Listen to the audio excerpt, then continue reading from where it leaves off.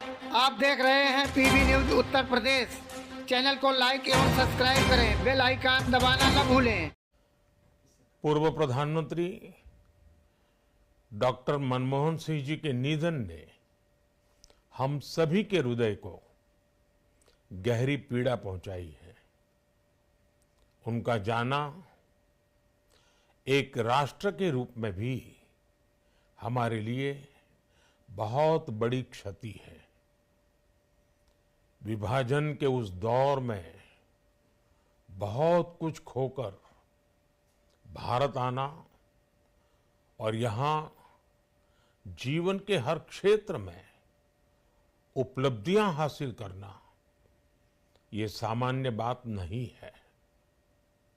अभावों और संघर्षों से ऊपर उठकर कैसे ऊंचाइयों को हासिल किया जा सकता है, उनका जीवन ये सीख भावी पीढ़ी को देता रहेगा। एक नेक इंसान के रूप में, एक विद्वान अर्थशास्त्री के रूप में और रिफॉर्म्स के प्रति समर्पित लीडर के रूप में उन्हें हमेशा याद किया जाएगा।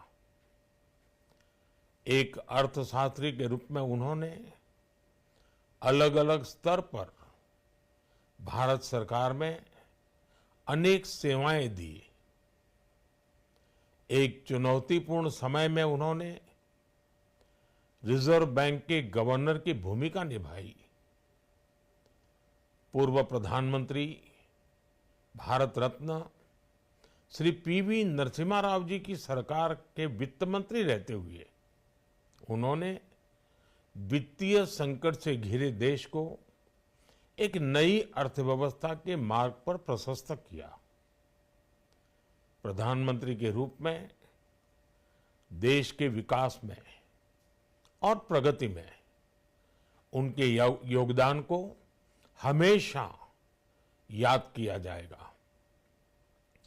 जनता के प्रति, देश के विकास के प्रति उनका जो कमिटमेंट था उसे हमेशा बहुत सम्मान से देखा जाएगा। डॉक्टर मनमोहन सिंह जी का जीवन उनकी ईमानदारी और सादगी का प्रतिबिंब था। वो विलक्षण सांसद थे। उनकी विनम्रता, सौम्यता और उनकी बौद्धिकता उनके संसदीय जीवन की पहचान बनी। मुझे याद है कि इस साल की शुरुआत में जब राज्यसभा में उनका कार्यकाल समाप्त हुआ, तब मैंने कहा था कि सांसद के रूप में डॉक्टर साहब की निष्ठा सभी के लिए प्रेरणा जैसी है। सत्र के समय अहम मौकों पर वो व्हीलचेयर पर बैठकर आते थे, अपना संसदीय दायित्व निभाते थे। दुनिया के प्रतिष्ठित संस्थानों की शिक्षा लेने और सरकार के अनेक शीर्ष पदों पर रहने के बाद भी वो अपनी सामान्य पृष्ठभूमि के मूल्यों को कभी भी नहीं भूले। दलगत राजनीति से ऊपर उठकर उन्होंने हमेशा हर दल के व्यक्ति से संपर्क रखा, सबके लिए सहज उपलब्ध रहे। जब मैं मुख्यमंत्री था तब डॉक्टर मनमोहन सिंह जी के साथ राष्ट्रीय और अंतर्राष्ट्रीय अनेक विषयों पर उनसे खुले मन से चर्चाएं होती थी।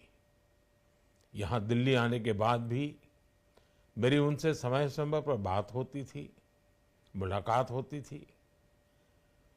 मुझे उनसे हुई मुलाकातें, देश को लेकर हुई चर्चाएं हमेशा याद रहेगी। अभी जब उनका जन्मदिन था तब भी मैंने उनसे बात की थी।